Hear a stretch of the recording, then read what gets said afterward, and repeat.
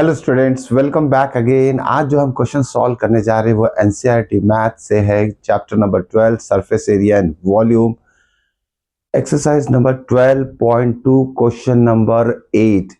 इस क्वेश्चन की खासियत ये है, ये दिखने में जितना आसान दिखता है इतना आसान है नहीं। Calculation is very very important and interesting है इसके कैलकुलेशन। तो देखते हैं हम ये क्वेश्चन किस तरीके से सॉल्व किया जाए और कहाँ आप लोगों को इसमें दिक्कत हो सकती है कैलकुलेशन में। तो देखते हैं क्वेश्चन नंबर 8 क्या दिया इस क्वेश्चन में। इस क्वेश्चन में दिया है कि एक स्पेरिकल ग्लास वेसल है। A spherical glass vessel has a cylindrical neck 8 centimetre long and 2 centimetre in diameter. Okay, एक स्पेरिकल ग्लास वेसल है, उसका जो नेक है टॉप मोस्ट पोर्शन वो सिलेंड्रिकल शेप में है, जिसका जो लेंथ है वो 8 सेंटीमीटर है और डायमीटर ऑफ जो नेक है सिलेंड्रिकल फॉर्म में उसका डायमीटर 2 सेंटीमीटर दिया है। और नीचे वाला पार्ट जो स्पेरिकल शेप में, तो diameter of the spherical part is 8.2 centimetre. By measuring the amount of the water a child find its volume to be 345 centimetre cube. Check whether she is correct or not. एक बच्ची ने उस vessel का volume find किया है। Okay, जो कि उस वॉल्यूम मतलब उसमें जो वाटर होल्डिंग कैपेसिटी, कितना वाटर वो होल्ड कर सकता है, उस वाटर का कैपेसिटी फाइंड किया है। It is she found to be 345 centimetre as a volume of such a vessel. Now we have to check whether she is correct or not by taking or by using value of pi as 3.14। तो देखते हैं इसका figure कैसे बनेगा। सबसे पहले एक spear draw कर लेते हैं। This is a spear. Okay, और इस पे ये वेसल हो गया और इसका जो ऊपर वाला पार्ट है वो सिलेंड्रिकल पार्ट है, तो सिलेंड्रिकल पार्ट बना लेते हैं यहाँ। ओके, ये बन गया हमारा सिलेंड्रिकल पार्ट। अब इसमें क्या दिया है, इसका डायमीटर दिया है 2 सेंटीमीटर और इस सिलेंड्रिकल पार्ट मतलब नेक के फॉर्म में बोला है, नेक of the vessel. Okay, which is cylindrical in shape. तो इसका जो लेंथ दिया है यहाँ से यहाँ तक, मतलब ये हो जाएगा height of cylindrical portion which is 8 centimetre in length.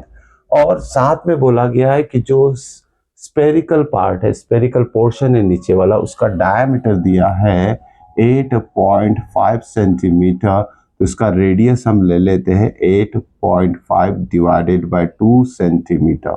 Okay, तो जो भी डायमेंशन यहाँ दिए थे वो सारे डायमेंशन हमने फिगर में ही लिख लिया है। अब इस फिगर का जिसका नीचे वाला पोर्शन स्पेरिकल शेप में और ऊपर वाला जो पार्ट है that is called as a neck of the vessel is in the shape of cylinder.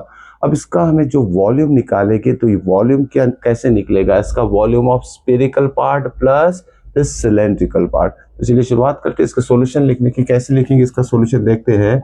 Solution for this, volume of vessel is equal to volume of cylindrical portion plus volume of spherical part.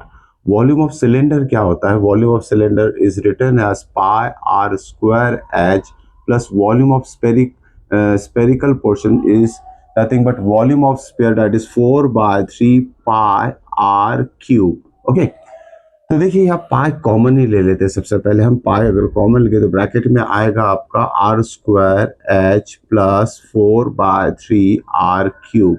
पाई की value इसमें 3.14 लेने लगा है तो लिख लेते 3.14। R is the radius of the cylindrical portion. देखिए diameter अगर 2 सेंटीमीटर है तो इसका रेडियस हो जाएगा 1 सेंटीमीटर, जिसको हमने स्मॉल लेटर से रिप्रेजेंट किया है।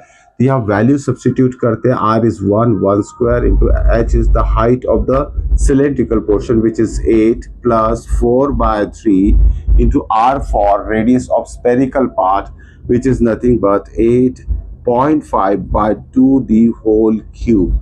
चलिए इसे सॉल्व करते हैं, देखते हैं क्या आंसर आएगा हमारा। 3.14 into 1 square is 1 into 8 is 8 plus 4/3 into cube है तो इसे 3 टाइम्स मल्टीप्लाई करना पड़ेगा। तो ये हो जाएगा 8.5 into 8.5 into 8.5 divided by 2 into 2 into 2। Okay, तो इस तरीके से हमने वैल्यू सब्सटीट्यूट कर दी। कैलकुलेशन करने जा रहे हैं अभी, तो देखते हैं नेक्स्ट स्टेप क्या होगी।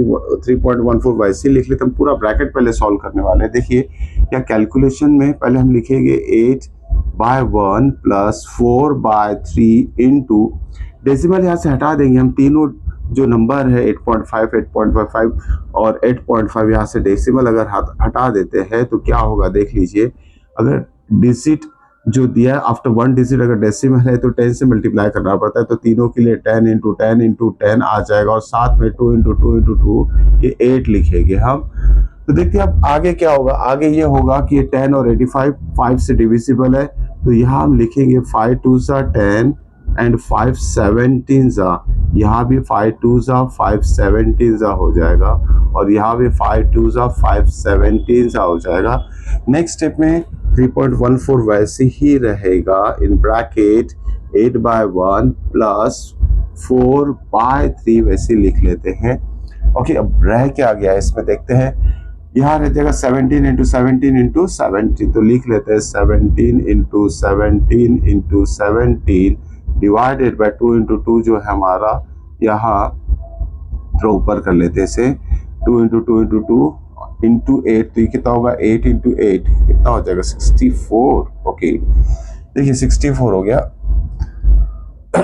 अब नेक्स्ट स्टेप में ध्यान में रखिए, इसे 4 से हम कैलकुलेट मीन्स डिवाइड भी कर सकते थे। यहाँ अगर हम यहाँ 8 इंटू 8 लिख लेते हैं, 2 into 2 into 2 is 8 and this 8, इस 4 से भी यहाँ डिवीजन कर लेते, 4 1 सा 4 2 सा। तो फाइनल आंसर देखते हैं आगे और क्या आने के चांसेस है। तो ये 3.14 हो जाएगा as it is, 3.14 in bracket क्या लिखेंगे हम 8/1 एज इट इज चल रहा है हमारा, तो चलने देते हैं 8/1 प्लस यह आ जाएगा बाय 3, इसे भूलना मत। 17 इंटू 17 देखते कितना होगा 7, पहले तीनों टर्म को मल्टीप्लाई कर लेते हैं 7 इंटू 17 इंटू 17 और डिवाइडेड बाय 3 इंटू 2 इंटू 8 कर लेते 3 2 so 6 6 8 सा 48 आ जाएगा।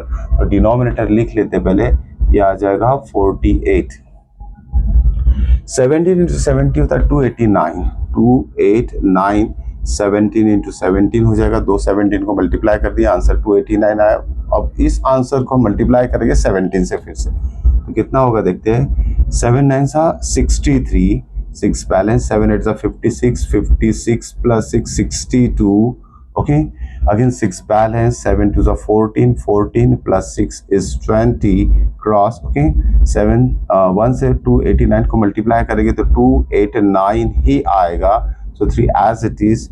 ओके, 2 प्लस 9 इज 11, या 1 हो जाएगा, 1 प्लस 8 इज 9 एंड 4 4913 आ गया इसका आंसर हमारा 4913 4913। ओके, अब देखिए इसमें यहाँ प्लस का साइन है बीच में और यहाँ भी हमने सॉल्व कर लिए, ये फ्रैक्शन आया। तो नेक्स्ट स्टेप में क्या करेंगे 3.14 इन ब्रैकेट 8/1, 8/1 लिखने से बेटर है अभी तो क्रॉस मल्टीप्लिकेशन करना है, या दो फ्रैक्शन है प्लस के फॉर्म में, तो 48 इंटू 8 करते, 8 8 सा 64, 6 बैलेंस, 8 4 सा 32, 32 प्लस 6 होगा 38 यानी 384 आ गया। दोनों का मल्टीप्लिकेशन 1 इंटू ये 4913 एज इट इज रह जाएगा डिवाइडेड बाय 48 कर देते।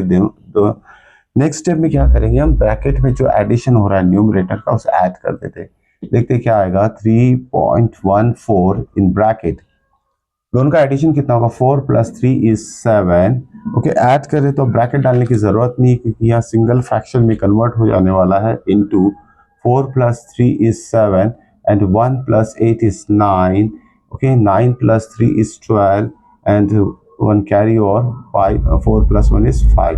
ओके, 5297। ओके, डिवाइडेड बाय 48 आ गया हमारा। अब देखिए नेक्स्ट स्टेप क्या रहेगी, हम एक काम करते हैं पहले ये डिवीजन कर लेते हैं। डिवीजन कैसे होगा 5297, तो 48 1 सा 48, ये डिवीजन आपको सेपरेटली करके देखना है, it's very very important division. Okay, यहाँ इस डिवीजन में मिस चांसेस ज़्यादा है कि आप यहाँ मिस्टेक करें। देखिए इसका आंसर आएगा 41 1 सा 41, सॉरी 48 1 सा 48, 52 minus 48 is 1।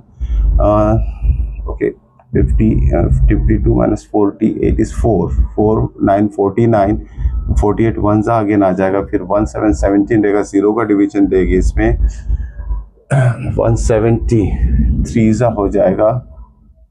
Okay, 144 and may be 5।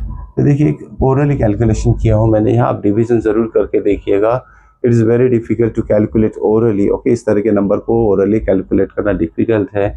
सो ये दोनों का डिवीजन जो है हमारा 110.35 आया है। ओके, इसे आप डिवीजन करके सॉल्व कीजिएगा, ओरली ट्राई मत कीजिए, it's very means important division. अब देखते हैं दोनों का मल्टीप्लीकेशन क्या आएगा। ओके, 110.35 को अगर 3.14 से मल्टीप्लाई करते हैं तो क्या आंसर आएगा, अब इसे तो करके देखना ही पड़ेगा हमें।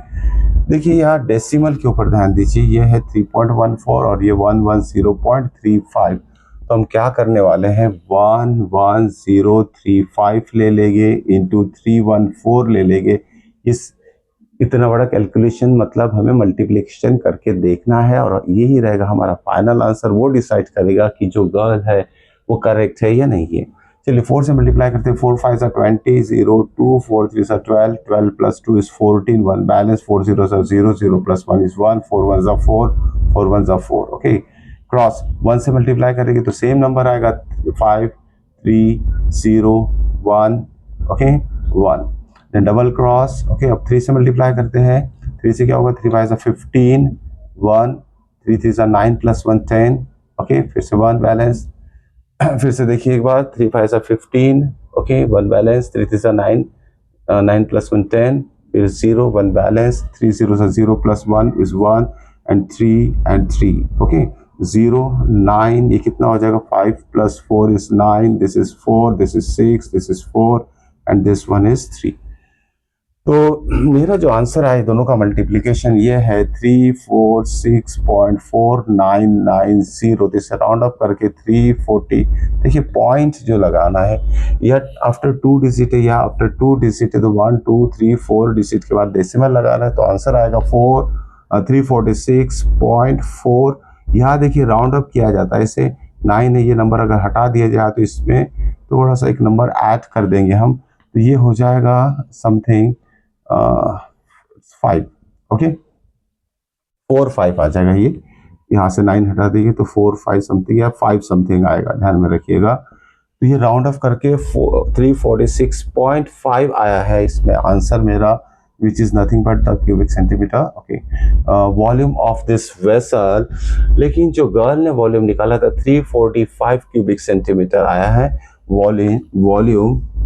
Okay, find out by girl, G for girl is कितना दिया था, 345 centimetre square. so she is wrong, she is wrong, okay, so the actual answer is this one। इस तरीके से कैलकुलेशन पे ध्यान देना है, it's very easy question but calculation is little bit lengthy. तो ये था हमारा आज का सबसे इंपॉर्टेंट कैलकुलेशन वाला क्वेश्चन। नेक्स्ट वीडियो में मिलते हैं नेक्स्ट अच्छे क्वेश्चन के साथ में। Till then good bye.